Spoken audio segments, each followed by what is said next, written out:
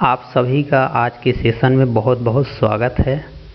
और ये प्यारा सा क्वेश्चन आपके सामने रिप्रेजेंट हो रहा है। मैं उम्मीद करता हूँ कि आप पहले खुद से सॉल्व करेंगे। तो आइए देखते हैं क्या है ये प्रश्न, क्या चाहता है और क्या पूछ रहा है। थोड़ा और बड़ा कर लेते हैं।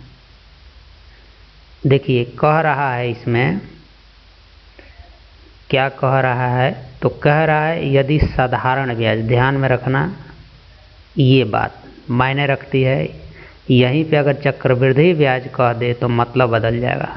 बात कह रहा है साधारण ब्याज पर रखा कोई धन, हमें नहीं पता है कि वो धन क्या है। चलिए कोई बात नहीं है। 25 वर्षों में ये मैटर करता है। 25 वर्षों में स्वयं का 2 गुना हो जाता है, यह भी मैटर करता है। आगे पूछा है तो ब्याज की ये वार्षिक दर ज्ञात कीजिए। वार्षिक दर ज्ञात कीजिए, ये पूछ रहा है। और इस प्रश्न को करने के लिए सबसे पहले ये ज़रूरी है कि आपके पास साधारण ब्याज का कॉन्सेप्ट होना चाहिए। ठीक, अब साधारण ब्याज का यहाँ पे छोटा सा मैं आपको कॉन्सेप्ट बताता हूँ। मान लीजिए कि आपने किसी व्यक्ति से साधारण ब्याज 5% वार्षिक दर पे 2 वर्षों के लिए, कितने वर्षों के लिए? 2 वर्षों के लिए आपने उधार लिया। तो अब कहा जाए कि 2 वर्षों बाद आप उस व्यक्ति को कितना रुपया चुकाएंगे। तो देखिए 100 रुपया तो लिए हैं और वार्षिक दर क्या है? 5%। तो ये साधारण रूप से बढ़ता है। पहले वर्ष भी ये बढ़ जाएगा इसका 5%। तो 100 का 5% 5 रुपया। और दूसरा वर्ष भी केवल और केवल क्या बढ़ेगा? 5 रुपया। तो 2 वर्षों में मिल करके ये 10 रुपया बढ़ा। यानी कि जब आप उसको 2 वर्षों बाद देने जाएंगे तो आप क्या देंगे? 110 रुपया। ठीक, ये तो साधारण सी बात हो गई। इसी बात को आप कैसे लिखते हैं? इसी बात को आप ऐसे भी लिख सकते थे कि 100 का 10% वह कुल ब्याज चुकाया। 10% का मतलब क्या हो गया? 10 रुपया और जोड़ देगा। 100 का 10 रुपया और जोड़ देगा तो कितना मिल जाएगा? 110 रुपया।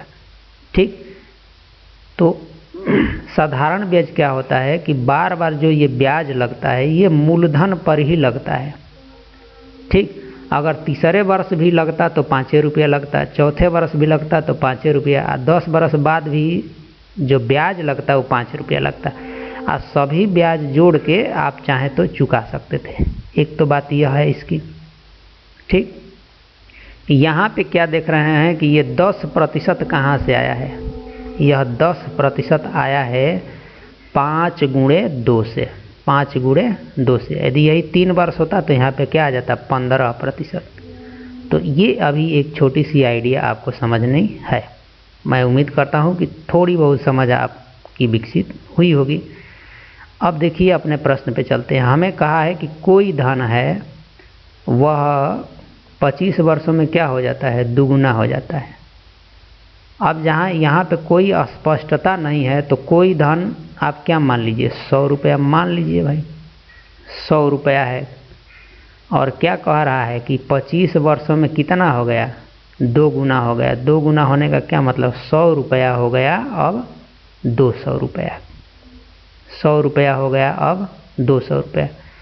मैं कहूँ कि यहाँ से यहाँ आने तक कितना रुपया कुल बढ़ा है?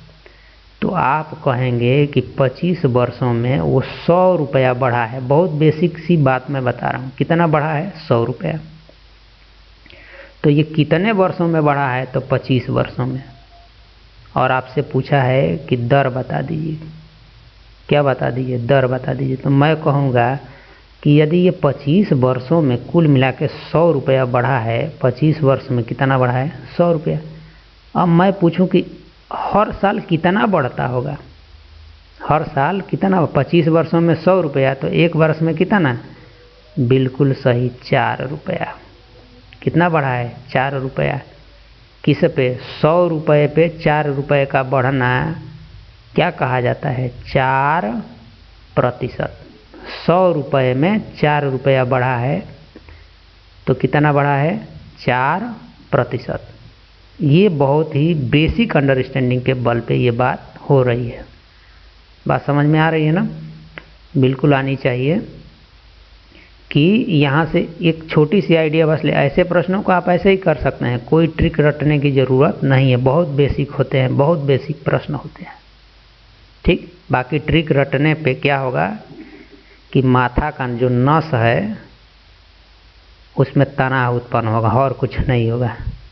ठीक है, यहाँ पे देखिए आप समझ रहे हैं कि 100 रुपया था, क्या हो गया? 200 रुपया हो गया। आपसे पूछा जाए कितना बढ़ा? 100 रुपया। कितने वर्षों में? 25 वर्षों में। मैं पूछूँ एक वर्ष में कितना बढ़ा? 4 रुपया। एक वर्ष में कितना बढ़ा? 4 रुपया। तो कितने का ये 4 रुपया? 100 में 4, और 100 में 4 बढ़ने का क्या मतलब है? इस बात को ऐसे ही तो लिखते हैं, 100 में 4।